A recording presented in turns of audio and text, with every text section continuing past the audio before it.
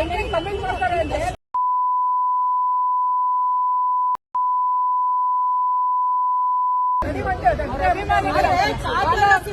ಒಂದು ಪದ ಬಳಕೆ ಮಾಡಿದ್ದಾರೆ ದರ್ಶನ್ ಅವರು.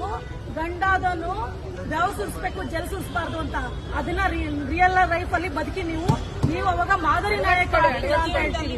ಅಳವಡಿಸ್ಕೊಳ್ಳಿ. ನಿಮ್ಮ ಸಿನಿಮಾನ 16 ಬಾರಿ ನೋಡಿ ನಾವು ನಮ್ಮ ಸೋಷಿಯಲ್ ಮೀಡಿಯಾದಲ್ಲಿ ಪ್ರಮೋಟ್ ಮಾಡಿ ಒಳ್ಳೆ ಸಾಮಾಜಿಕ ಕಳಕಳಿ ಇರುವಂತ ಇದು ಒಂದು ಸಿನಿಮಾ ಇದೆ ಕಾಟೇರ. ಜೀತ ಪದ್ಧತಿನ ಪ್ರತಿಯೊಂದನ್ನು ಜೀತ ಪದ್ಧತಿ ಆಗಿರ್ಬೋದು ಮತ್ತೆ ಜಾತಿ ಪದ್ಧತಿ ಇದನ್ನೆಲ್ಲ ಹಂಗೆ ಮಾತಾಡ್ತಾರೆ. ಕಮೆಂಟ್ ಮಾಡ್ತಾರೆ ಅಂದ್ರೆ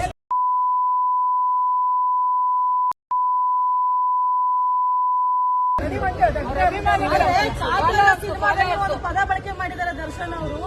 ಗಂಡಾದನು ಬೆವ್ ಸುರಿಸಬೇಕು ಜಲ್ ಸುರಿಸಬಾರ್ದು ಅಂತ. ಅದನ್ನ ರಿಯಲ್ ಲೈಫ್ ಅಲ್ಲಿ ಬದುಕಿ ನೀವು ಅವಾಗ ಮಾದರಿ ನಾಯಕ ಆಗ್ತೀರಾ ಅಂತ ಹೇಳ್ತೀವಿ. ಅಳವಡಿಸ್ಕೊಳ್ಳಿ.